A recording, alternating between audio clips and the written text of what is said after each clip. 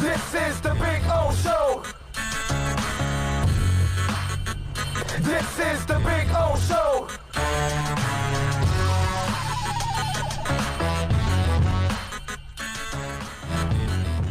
Promised you we would talk to the voice of the Alabama Crimson Tide. I always have an honor of talking to Eli every time we go to the SEC Media Days. And hopefully we can get back to that maybe next year and go to the SEC Media Days. And, of course, you can catch him calling Alabama football. I'm sure he's going to be watching a little Dolphin football now over the next couple of years because one of his players is now going to be the leader of this team in Mr. Tua. First of all, Mr. Gold, good afternoon or good morning in your part of the country. But thank you, sir, for taking some time. Well, it's always great to be with you, Big O. It's you and I have been around a few years together, and it's great to be able to join you. Thank you, my friend. I appreciate you joining us here and talking a little Tua. And Eli, could you explain to us, because we kind of saw it with Tebow from afar with the Gators, what is it about this young man that it just everybody gravitates to him? What is it about him that he makes everybody comfortable around him? Well, there are multiple factors. He could be the greatest guy in the world, and he can't throw a pass. Well, he won't have the impact that he has. It's a combination. It's the whole package deal. He is one of the nicest young men that you'd ever want to encounter. He's funny. He has a very wry sense of humor. He is a pleasure to be around, very respectful, very religious family. And then on top of that, the guy has physical skills that are just, I mean, you sit there and you shake your head. How in the world did he see that? How in the world did he get that pass off? How in the world did he, avoid that tackler? So from an X's and O's standpoint, he is one of the best to have come down the highway. And from a personal standpoint, he, his brother, his whole family, just wonderful people. How does he win? I know he can pass and he can help you win. So we all know Eli. That's always going to help you transition any locker room to any coach to any fan base.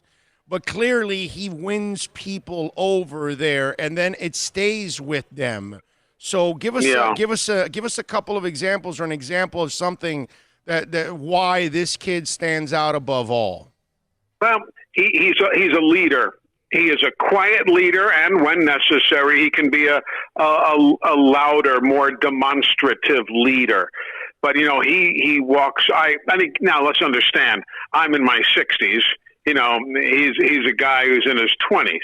So it's not like we would hang out together.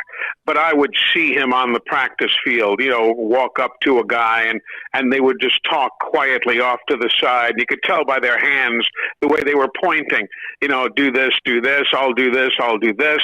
He is a very confident player.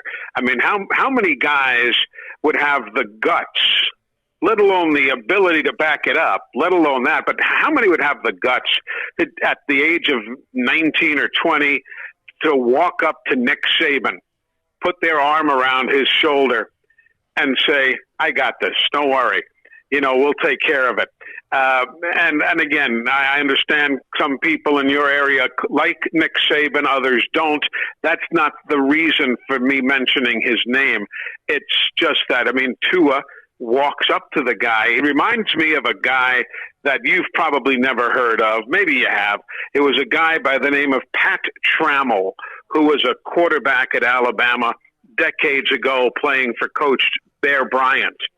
And he was so good and so well respected that he was the only player who had the guts to correct Coach Bryant. He would say to him, look, we need to be doing this. We don't need to be doing this. And Coach Bryant, in years later, said that guy, Pat Trammell, was his favorite player ever. Well, it wouldn't surprise me with all the greats that have come through Tuscaloosa and all the players that Nick Saban coached at Michigan State and at LSU and even with the Dolphins. It won't surprise me if down the road, if the man ever writes his memoirs years from now, he might say, Tua was my favorite player ever. Tua has just got a personality along with the knowledge of the game and just everything about him that makes him very special. And Eli Gold, of course, the voice of Alabama football, joining us here on the Big O Show. And Eli, could you tell that specific story of Saban? Because Eli, even over the years have passed now, and people that were pissed off at Nick Saban, and maybe they still are, there's a level of respect that's there that they could tell you that, I'm pissed that he left the Dolphins and all that crap. But deep down inside, they all say he's a hell of a coach. So they respect his football. Like, how can you not respect his football? Oh, of course. He's one of those guys. Yeah. He's one of those guys that if he was on the other team, you would hate him, but you wished he was on your team. Right. Exactly. And that's it. Forget the emotions, which is almost impossible in sports, but forget the emotion for the moment and forget history. Just look at accomplishments. And you cannot, you can't eliminate what Nick Saban has done and the way he has worked with Tua. That's what we're talking about here over the last few years. Yeah, and so we've seen him here go ballistic. We've watched him in Alabama go ballistic.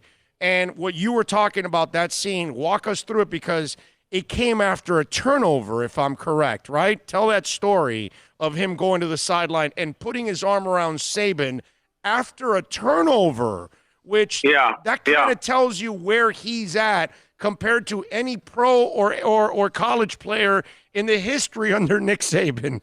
Exactly. He's like a 45-year-old veteran in the body of a 20-year-old, but he's very cool, look, the kid takes a sack in the national championship game in overtime.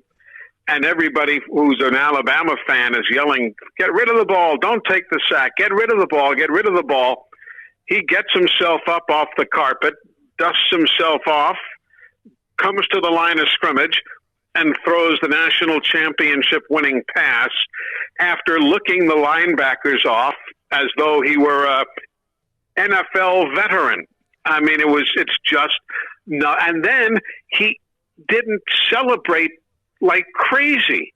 If you watch the video, he was happy and he went and looked for his folks in the corner, but he wasn't delirious. He wasn't making a fool of himself. Speaking of Tua here, it was like, yep, I just threw that pass and Devontae caught it and we won the national championship. And, it was like he expected to do it. The confidence is there, but it's not disgustingly bothersome. He's not one of these guys who's a jerk. He's confident, but he does it in a nice way. And you just, I don't know, it's difficult sometimes even to explain it. But all of those elements about being so talented, so cool, calm and collected, but doing it in a nice way, the fans down your way are going to love him. I'm telling you, they're going to love him. You're describing Joe Montana. Exactly. Yeah, very much the same way. Joe Montana was the same way. A cool confidence. There was maybe a little celebration or whatever, but it wasn't like anything going crazy or anything like that. A smile. Yeah, you guys go back and look at the video after he threw the touchdown to Devontae to win the national title. Sure, he's happy and he's, hits his chest and points to the sky and what have you, but it was not an out-of-control delirium. He was pleased, but it was like, yep, that's what I'm supposed to do. I'm supposed to throw those passes. Now let me go find my folks, and we'll pray together in the corner of the end zone near their seats, and move on. He's just. But I've sat there. I've done interviews with Nick Saban, of course, and we'll tape our pregame show, and Tua will be around, and it's just like sometimes he'll try and crack you up. He'll try and, make you chuckle, maybe whatever it might be. He's a kid. He is a kid, but he is far beyond his age, it seems. in his mental makeup and his mental demeanor. He's a wonderful young man. We're talking with Eli Gold, the voice of Alabama football. And Eli, when we talk about Tua, and one of the things that I always tripped out about, because I've been watching football my whole life, but covering the sport now for 30 years in the media. But I always laugh at people when they tell me, well, he's playing with a whole bunch of number ones at wide receiver, and he's getting this break and that. And then I say to people, well, accuracy means nothing to that. You're either accurate or you're not. Those number one wide receivers aren't going to be thrown open. They're not going to score as easily if they don't have a quarterback that is accurate. And to me, that's where I try to convince people that don't look at the talent around him. Look at how efficient that young man is, ball placement, all of those things. Eli, is he the most accurate quarterback you've ever called games for at Alabama? I would think that's a fair statement. I would think that. Now, there have been obviously other quarterbacks who have won the national championship. Of course. But Jay Barker, who won the 1992 national championship, has told me many times, and so I'm not speaking, and this has been in public. He says, I've never thrown a good spiral in my life. Yet the man won the national championship, and clearly he has thrown some spirals. But Tua is as good as anybody I've ever seen, certainly on the collegiate level. The guy can. What was he? Who was it? I think it was Dabo Sweeney, if I'm not mistaken. Last year or the year before that was talking about Tua.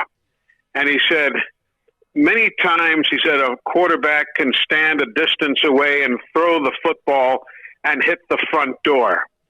He said, and then there are some quarterbacks who can stand a farther distance back, throw the football, and they can hit the doorknob on the front door.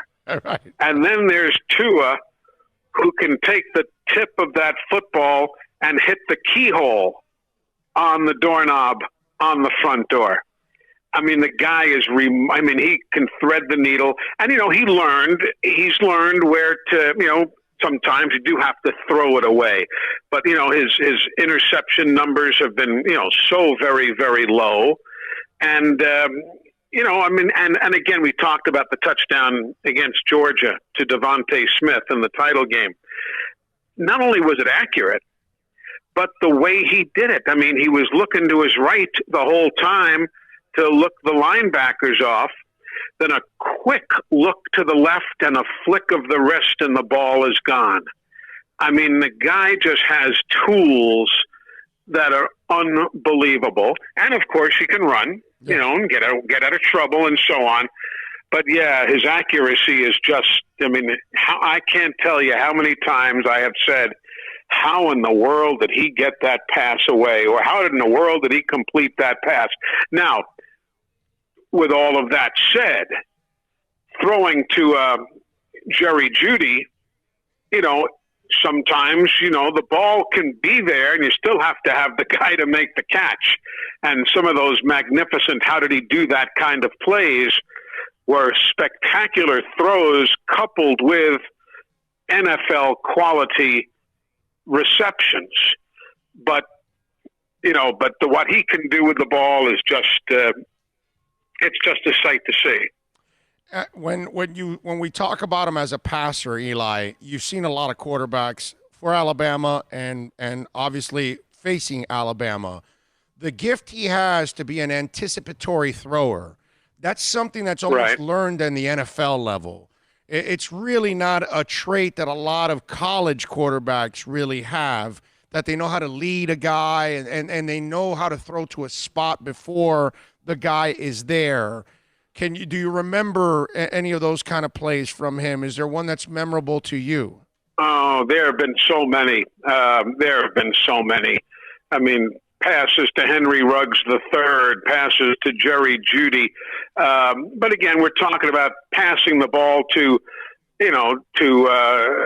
fellas who themselves are first-round NFL draft choices. But that's not to denigrate what Tua has done. But when you practice every single day, repeatedly, you know football. Your listeners know. I mean, you get on the same on the same wavelength, and that's that. You just know where the guy's going to be, and you get used to working. So that's where this film study and, of course, the work on the field comes into play. But you still have to have that talent, and he just does it, and he does it naturally.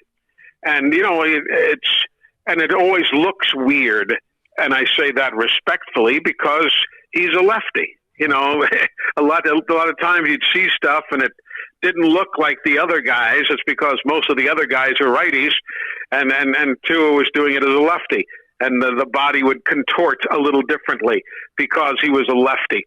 But my goodness, what a talent! You guys have gotten a spectacular player and a better person. As great a player as he is, you've even gotten a better person. Eli, is it fair? Because obviously the one thing we're all concerned about is the injury history. He's got that label now of being injury prone. What is fair and unfair about that statement in your eyes? I think that's just, I don't necessarily buy that. I don't buy it for anybody. I mean, some guys just take, you know what Tua's problem was, if that's the right word? He tried to do too much. A play was over. He should have just, finished the play. But he would go more and more, always because of his confidence and because of his ability, always trying to make more out of a situation than maybe was reasonable to expect. And that's when you open yourself up to potential injuries. It's not that he's brittle. It's not that he's injury prone. It's just that he refused to say no. He refused to take the knee and end the play and move on to the next down. And that's something you learn as you go. But no, I don't, and what do I know? I'm not a doctor. Heck. Oh, I'm not a doctor. I don't know, diddly squat about that. But no, I don't think he's injury prone. He's gotten hit. He's done things, and but that's I don't know if the guys, I saw one article where somebody who probably doesn't even know him said, well, he's brittle. Now, how the heck does some guy know if you're brittle? That's baloney. I don't think that's a problem at all. All right. So when you look at his game translating to the NFL, outside of him having to kind of take care of himself, to me, I don't think he has problems figuring out defenses. Of course, he has to adjust to game speed. Every college player in the history of the game has to adjust a little bit because the NFL is the NFL. So really, Eli, the way you look at it is he's just got to be smarter in taking care of his body so he doesn't take those kind of hits anymore from here on out. Yeah, I don't even know. By the way, Eli, to his credit, he has bounced back from all these injuries rather quickly. Oh, he has. There's no question. And I don't even know if being smarter. He's a brilliant football player. It's just, realize when you got two guys closing in on you and you're going to be the meat in the sandwich, go down, end the play, and then move on to the next down.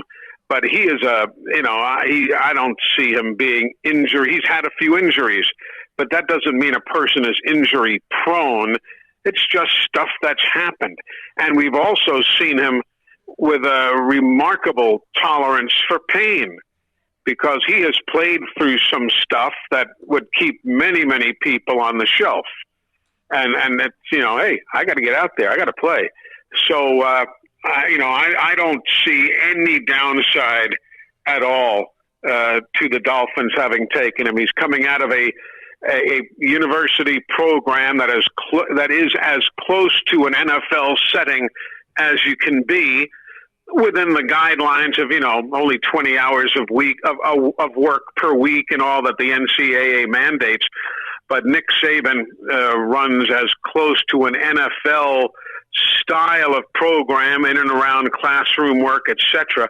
And you're right, there's always a transition speed-wise from college to the pros, but there's less of a transition from the SEC to the NFL. It's not like he's coming out of another conference, and I'm not going to pick on any other, but, the SEC, in my estimation, is the best in the business. I'm sure the Big Ten fans will say differently. The ACC fans will say differently. I will respectfully submit that there's no college football better than the Southeastern Conference, and that is as close as you can get to the NFL without being in the NFL. So the transition, although there is certainly going to be one, may not be as difficult as if you were coming out of another conference somewhere in the country. 14 of the first 32 players in the first round came from the SEC. I don't think anybody can argue with your point there, Eli Gold, of course. I just said this 2 days ago. The guy that we revere here, that he is the god of football for us down here, his name is Dan Marino. And I said, sure, Tua needs to do exactly what Dan used to do. Dan never held on to the ball. He got rid of it super quick. That's it. Dan never had to run around because he really couldn't run around. But he always, and it's funny because when I was younger, some fans would bitch, like, he threw it away. And I go, yeah, he threw it away because it's better than taking a sack. It's better than forcing a turnover. And so, really... But, Tua is used to making the play. He made the play in high school. He's made the play in college. He always said, well, there's got to be somebody open here. There's got to be a hole somewhere to run through. And you're right. If he can do like Marino did, he'll be... Let me ask you a question, if we've got a second here. Of course. What we just read about it here in the papers, any chance of Marino letting Tua wear his uniform number? Look, first of all, I think Dan would let him wear the uniform number, but I think Tua would not want to wear the uniform number. I think Tua is too much of a respectful kid. At least that's... He really is. I think that's the impression I get. I think he's going to want another number to make his own mark instead of grabbing the historic number 13. One of our listeners had a great idea because Greasy was 12, Marino was 13. Maybe we should give Tua 14.